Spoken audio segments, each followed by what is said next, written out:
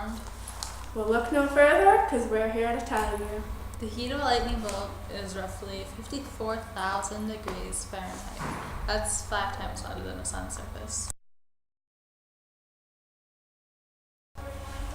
Lightning is formed when water and ice move around inside of a cloud, and the water and ice is forced up by air currents and down by gravity.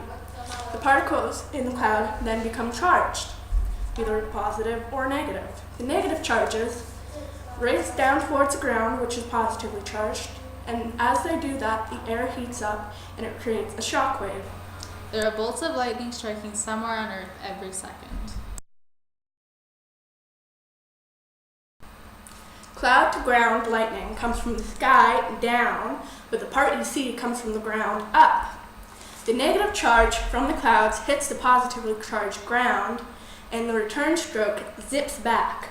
This happens so fast you can only see the return stroke and not the formation. Opposites attract, so the negative charge at the bottom of the cloud seeks out a positive charge to connect with.